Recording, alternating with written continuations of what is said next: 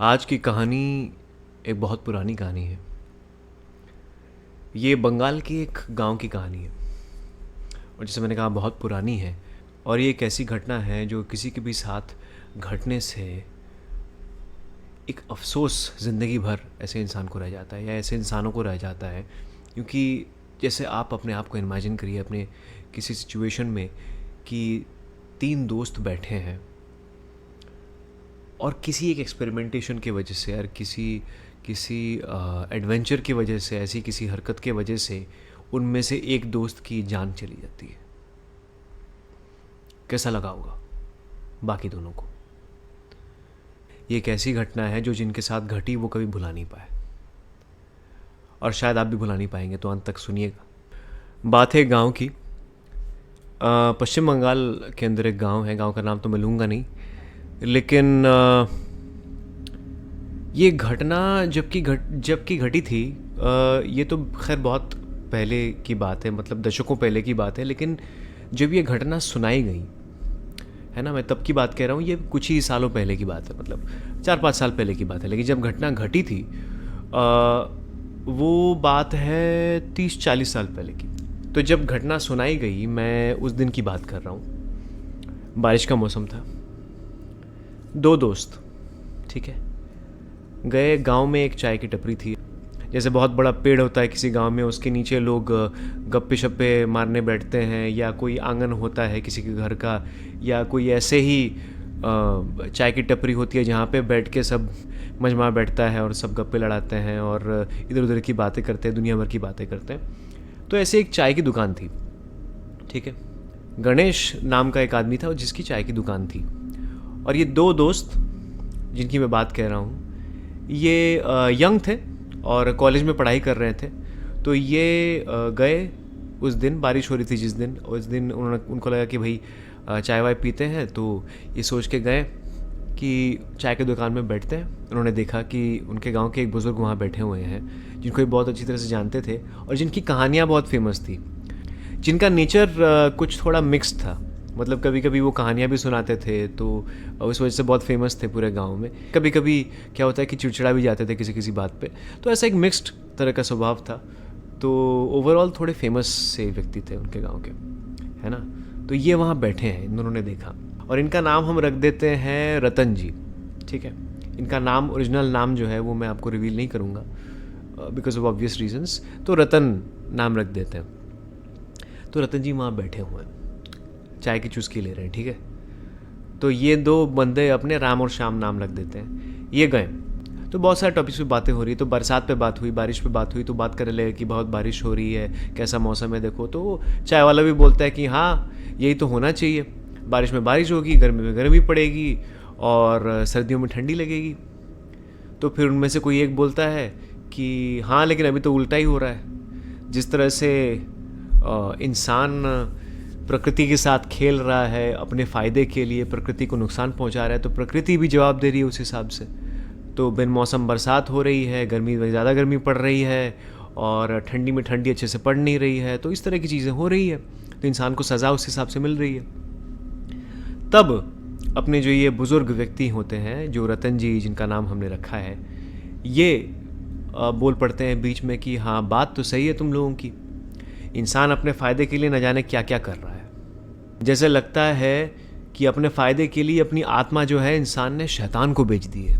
इस तरह की बातें वो कर रहे होते हैं। तो ये जो 2 अपने दोस्त रहते हैं ना, राम और श्याम, जो चाय पीने गए होते हैं वहाँ पे, इनमें से एक जो श्याम होता है, ये बोलता है कि चाचा आपके सारी बातों से मैं एग्री करता हूँ, एकदम सही बातें कही आपने, लेकिन एक बात से मैं एग्री नहीं करता, ये आत्मा वाली जो बात आपने कही ना।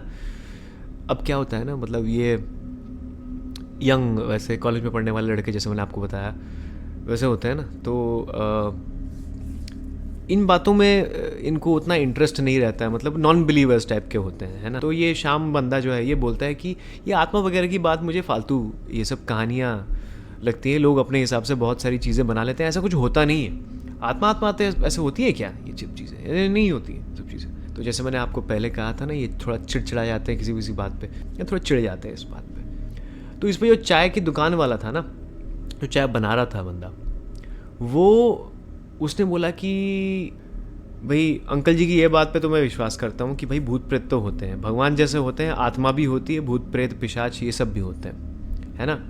कोई कुछ भी बोले तो इन दोनों को लगता है कि भाई ये सब क्या बातें हैं, तो ये लोग बोलने लगते हैं कि भाई हाँ ठीक है, लेकिन ये सब हमको लगता है कि कहानियाँ हैं और साइंस सबके ऊपर है, मतलब विज्ञान सबके ऊपर है। आज दुनिया में जितने सारे आविष्कार हुए हैं, जितने सारी चीज़ें हमको जानने को मिली है, जितने सारे खोज हुए, वो साइंस के भरोसे ही तो हुआ है, तो इसको तो आप नकार नहीं सकते।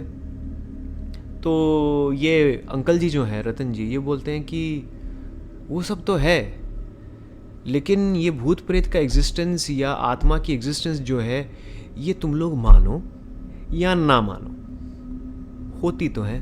तो तुमको एक मैं कहानी सुनाता हूँ, शायद इससे तुम लोगों को विश्वास हो जाए या ना विश्वास हो, लेकिन मेरा काम है तुम लोगों को कन्विंस करना। तो मैं अपनी तरफ से एक कहानी सुनाता हूँ। ये बोल के उन्होंने कहानी शुरू की।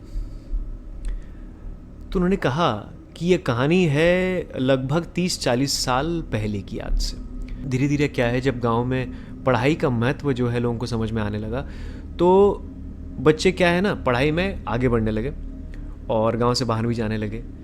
तो बहुत लेकिन कम बच्चे थे गांव के जो पढ़ाई में आगे जाकर, मतलब इंटरमीडिएट लेवल पे, कॉलेज वगैरह, ग्रेजुएशन के लेवल तक वो जा पाए, जिनमें से मैं एक था। मतलब ये अंकल जी बोल रहे हैं, मैं एक था और मेरे 2 दोस्त थे। तो एक दिन क्या होता है कि आज जैसे बारिश हो रही है, ऐसे ही उस दिन भी बारिश हो रही थी। तो हमारे में से एक दोस्त का नाम था मदन और दूसरे का नाम था श्यामल और तीसरा मैं। हम में से जो मदन था, उसकी मासी लोगों का एक घर था गांव में। मतलब ऐसा नहीं कि बहुत बड़ा घर था, लेकिन एक पक्का मकान था, और इकलौता पक्का मकान, प्रॉपर पक्का मकान जो कह सकते हैं, उन्हीं लोगों का था। हमारे गपशप का जो अड्डा कह सकते हैं, वो मदन का घर था। तो तीनों प्लान करते हैं हम कि मदन के घर में जाएंगे, आज थोड़ा खाएंगे पिएंगे, थोड़ा नाश्ता वाश्ता करेंगे, चाय वाय बनाएंगे और बातें बातें करेंगे, गपशप करेंगे। करते थे ये लोग कभी कभी, ठीक है, क्योंकि मदन का घर खाली रहता था। और बनारस में जो है क्यों खाली रहता था, क्योंकि मदन के जो मासी लोग हैं ना, वो काम के सिलसिले में बनारस में रहते थे, तो ये घर खाली रहता था। जाते हैं, बैठ जाते हैं तीनों। मोमबत्ती जल रही होती है, बिजली होती नहीं है, बहुत दिन पहले की बात है, तो बिजली गई रही होती है। तो मोमबत्ती वगैरह जला के बैठते हैं और थोड़ा फ्राई वगैरह, नाश्ता वगैरह लेके, चाय वाय वगैरह लेके बैठते हैं लोग, ठीक है। बात हो रही होती है। फिर अचानक से ये श्यामल जो होता है, ये बोलता है कि तुम लोगों को मैं पता नहीं कैसे बताऊं, एक दिन एक ऐसी घटना घटी रिसेंटली मेरे साथ, अभी हाल ही में मेरे साथ घटी है। मुझे समझ में नहीं आ रहा है यार, तुम लोगों को मैं कैसे बताऊं। तो हम लोग पूछते हैं उससे कि भाई क्या घटना घटी है। तो ये श्यामल जो है बोलता है कि एक रात मैं रिसेंटली अपने घर में सो रहा था, अपने कमरे में जो है वो सो रहा था, खिड़की बंद थी और बाहर से अजीब अजीब आवाज़ें आ रही थी। रात में अचानक 2 से 3 बजे के बीच में मेरी नींद खुली, क्योंकि मुझे लग रहा था बहुत देर से खिड़की के बाहर से बहुत देर से जो है कोई खटखट खटखट खटखट कर रहा है, ठीक है। तो फिर मुझे ध्यान आया कि खिड़की के बाहर वाला जो एरिया है, आंगन से थोड़ी दूर एक पेड़ है। कौन सा पेड़ है नहीं पता, लेकिन एक पेड़ है, बड़ा सा पेड़ है।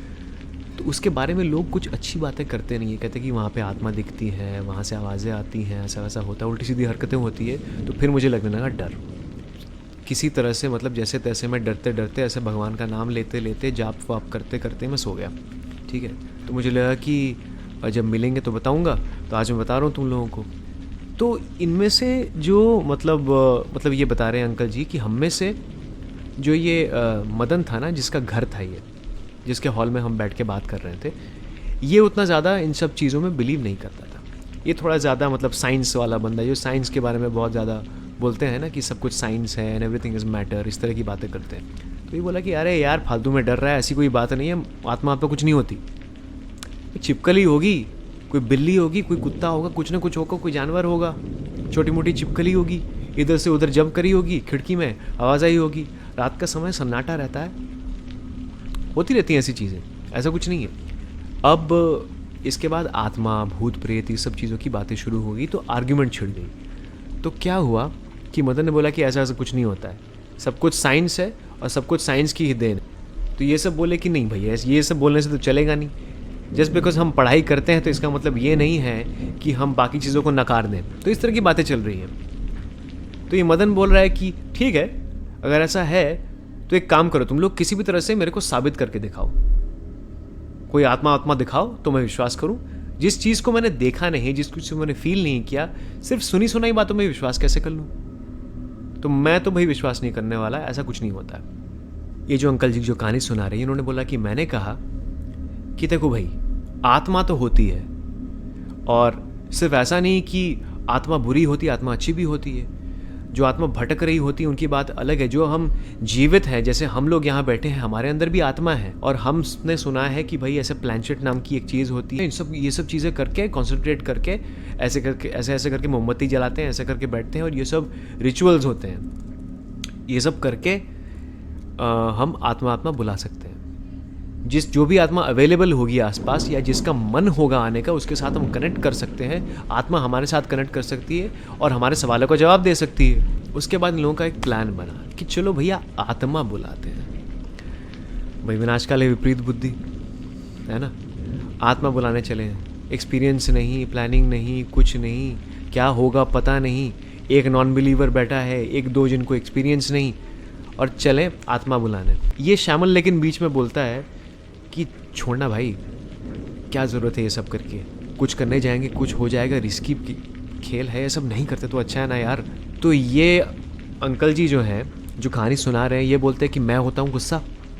मुझे लगता है कि भाई ये तो ईगो पे आ गई बात, कि भाई ये हमको तब से इंसल्ट कर रहा है, ये मदन तब से हमको इंसल्ट कर रहा है, हमको डरपोक कह रहा है, न जाने क्या क्या कह रहा है, और तू डर के मारे बैठ जा रहा है कि ये नहीं करेंगे, वो नहीं करेंगे, रिस्क है, ये है, वो है, अब तो हम करके रहेंगे। तो मोमबत्ती बीच में रखी हुई है, और टेबल के 3 साइड में ऐसे तीनों बैठे हुए हैं, और एक दूसरे का हाथ पकड़ के आँख बंद करके कॉन्सेंट्रेट कर रहे हैं। लेकिन कुछ देर बाद ये अंकल जी जो है, इन्होंने आँख खोला, उन्होंने बोला कि यार किसकी आत्मा बुलाया, ऐसे कुछ समझ में नहीं आ रहा है, कन्फ्यूजन हो रही है। तो ये मदन जो है ना, अब जो ये ओवर स्मार्ट कुछ बंदे होते हैं ना, ऐसे टाइप का ये बंदा था। तो इस बंदे ने बोला कि भाई जीवित इंसानों के अंदर भी तो आत्मा होती है। तूने बोला ना अभी, जीवित इंसान के अंदर भी आत्मा होती है ना, तो मृत इंसान को बुलाने की क्या ज़रूरत है? जीवित इंसान के किसी जीवित इंसान की आत्मा को बुलाते हैं। चलो भाई, तुम लोगों को एक चैलेंज देता हूँ कि मेरी आत्मा बुला के दिखाओ।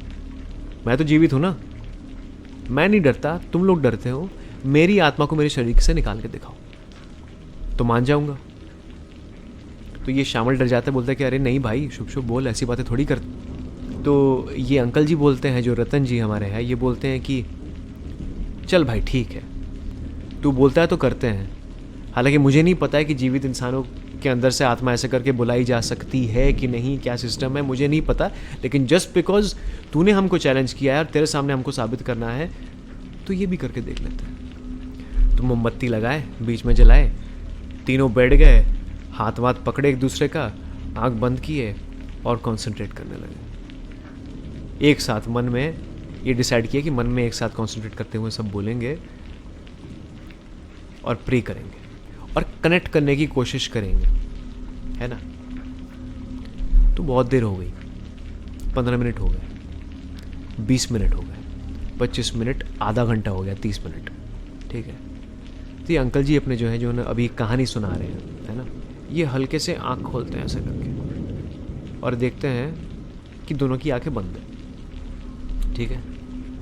तो ये अफसोस के बारे में ऐसे बोलते हैं, श्यामल को ऐसे जगाते हैं कि ये आँख खोलो यार, शायद मैं ही गलत था, जीवित इंसानों की आत्मा नहीं बुलाई जा सकती, ऐसा, ठीक है, ख़त्म करो सब। तो श्यामल जग जाता है और एक साई ऑफ रिलीफ कहता है ना इसको, चलो भैया ठीक है, मैं तो कह ही रहा था पहले से ये सब करने की क्या ज़रूरत है, उसको करने तो चैलेंज यार, क्यों रिस्क लें हम लोग। ये सब बातें हो रही हैं और इसके बाद अचानक इन लोग नोटिस करते हैं कि मदन कुछ बोल नहीं रहा है। तो ऐसे ऐसे करके उसको उठाते हैं, नहीं उठता।